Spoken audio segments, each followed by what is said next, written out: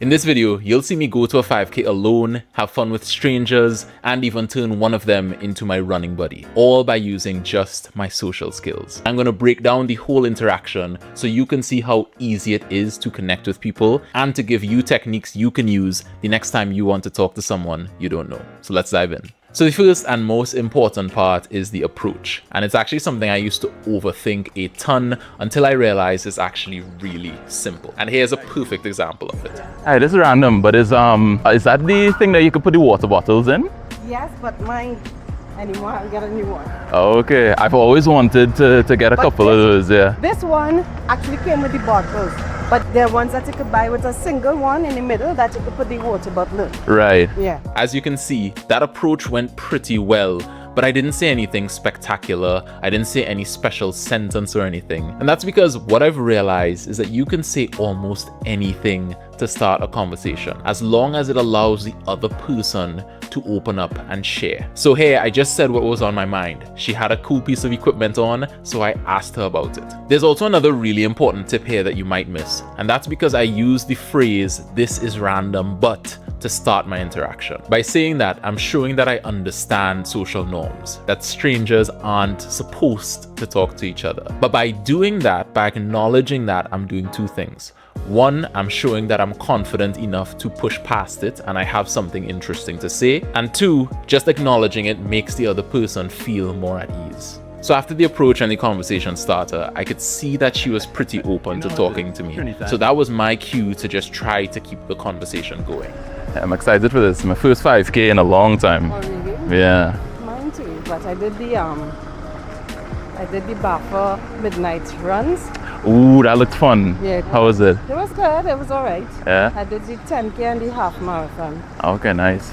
In general, I feel like we connect more with our feelings and our emotions rather than our facts. So I wanted to sort of let her in to my world a bit by sharing my feelings about the 5K, that I was excited, but also why I was excited. And I think it worked because here it prompted her to talk a bit about her own feelings and her own experience. Now, if you ever go blank in conversations, right here is a good little technique that you could use. So what is it first? Like a kind of warm-up thing first, right? They probably do that, but I don't ever do a warm-up because I find that's wasting energy. The warm-up is feel like exercise is be very warm-up. yeah. So I just literally asked her about information about the race. Mind you, this is information that I kind of already know, or at least enough that I wouldn't be lost if I didn't ask her.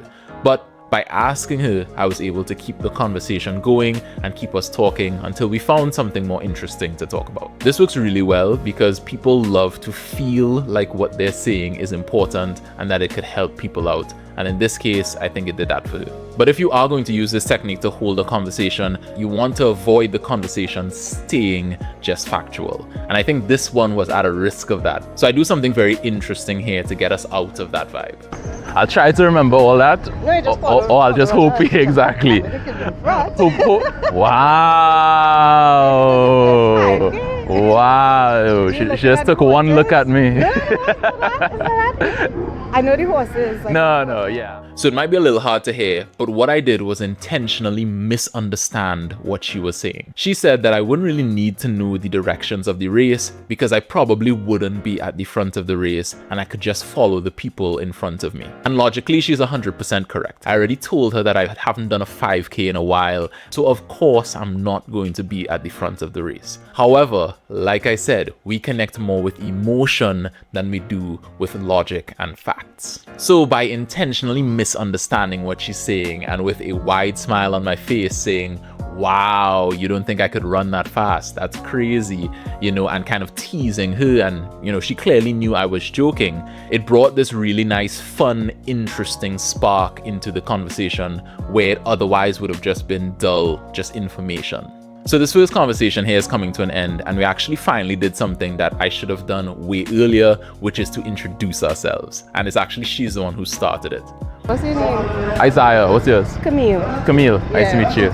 This is actually something you want to do within the first few sentences of talking to someone, and it's so important because it stops you from seeming like a stranger to them to actually somebody they know, because they know your name. You're no longer just a random person. I think it's super important, and I think this introduction here led to some future connection between myself and Camille that you're gonna see later. But a little before we get into that, the race started and I had a couple really interesting interactions that show how easy it is to have fun with people. So first it was me running by and teasing this girl who was on her phone while running. You running and talking? And then it was me helping out this mom and this kid who had dropped her toys. Oh. Thank you so much. You're very welcome. Khaled, Mickey and Minnie. Together. Thank you. For me, the moments when I feel the most alive in life is when I lower the barrier between the things I want to do and what I actually end up doing. And I think I did that here really well, right? I thought it was funny that this girl was on the phone, so I said it was funny. I wanted to help this woman and her daughter out, so I helped them out. I think that skill of going after and doing what you want is so important for your life, and it's been so important for my life. And I really try to build that muscle whenever I can to embody the positive and open person that I want to be. Unfortunately, the next part of the video isn't going to be so positive. But something funny did happen where this guy in a Super Pig costume passed me. I thought it was hilarious, but do remember this guy because he's going to be a huge rival for me later. But as Super Pig was speeding by, the race was not going well for me. Remind me why I'm doing this. Dudes. But take a look at this, because this is actually crazy, and it's a huge example of how building your social skills and connecting with people can change your life. Because at my lowest point, when I felt to quit, when I felt to just walk the rest of the 5K, guess who was there to encourage me? Yes, Camille, true. And as she ran by and gave me words of encouragement, I instantly felt this boost of energy, and we ran together for quite a while until eventually I finished the race, right ahead of Super Pig. So I want to zoom out on a huge lesson that this day taught me about life. If I hadn't started that conversation with Camille, I would not have had someone to support me to do my best in this race. Imagine if you could invite that positive energy wherever you went, to turn strangers into supporters. How much could you achieve? How much better and more fulfilling would your life feel? You know, when I think about it, a lot of the most important people in my life were once strangers, my best friends, my girlfriend. But it's through being open to connect with people and building the skills to do so that I've been able to foster those relationships. So this 5K was a huge reminder of why I try to live a more social and connected life. And I hope it gives you some inspiration too, because after all, that's why I created this channel in the first place. So that's the end of the race, but there are a couple more interactions here that I thought you'd want to see. But I have to admit, one of them is a bit embarrassing, but I thought it's important you could see so that we could both learn from it. But the first one I'm actually going to show you was one of my favorite moments of the day. What is that? What? Cola. Okay. They bring it back? Yeah. I feel like that was gone before. It's Japanese. So this is mine. You just took mine is what I heard. My favorite part about the 5K is after all the snacks. Yeah. How was it for you to run? Good. Good? Yeah, I did it last year. Okay. I was slower this year, but That's what I'm doing. Yeah. This is my first time, so very excited. Yeah. Enjoy. Yeah, you too. Take care. So this is another great example of it not really mattering what you say. Here I literally pointed to something she had and asked her, what's that? Like if I was a 5-year-old. But she was receptive. She was willing to say what it was. We shared a little laugh. And I could tell if it was a little quieter or if I had said something differently, I could have gotten into a more full conversation with this person. So again, another reminder that it's easier than you might think. You just have to go out there and try. So the second example is actually the embarrassing one. Did y'all run? Y'all runners now? Y'all look like you barely break a sweat. Me? Yeah. You breathing nice and thing, yeah. So this unfortunately is a pretty good example of a bad approach. A lot of things kind of went wrong here, but the first and most important is I wasn't really inviting them to share, right? I was telling them kind of how they should feel, even though it kind of went against reality.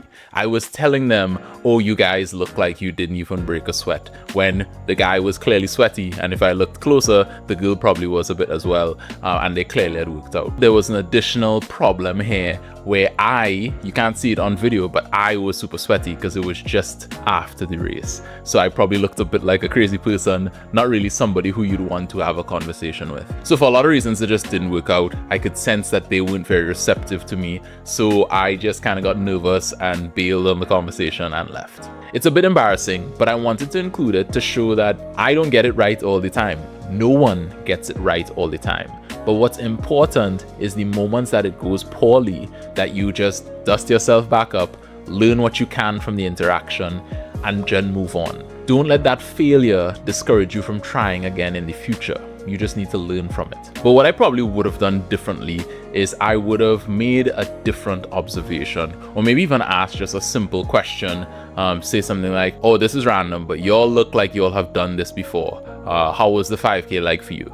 Even something like that could have been a little more general and bring them into the conversation and get more of their opinions, and we could have had a more genuine back and forth. So definitely a good learning lesson from me, although it is a bit embarrassing. Again, not the end of the world, just need to shake it off and keep improving. So you just saw me interact with strangers at a 5K, but I actually don't think it's the best place to do it. If you want to up your chances and have the highest chance of success in meeting people, making friends, maybe even finding love, I would highly recommend you check out this video here, where I rank the best and worst places to do so. That's all from me, and I hope you have an amazing day. And above all else, I hope you keep connecting. Take care and good luck.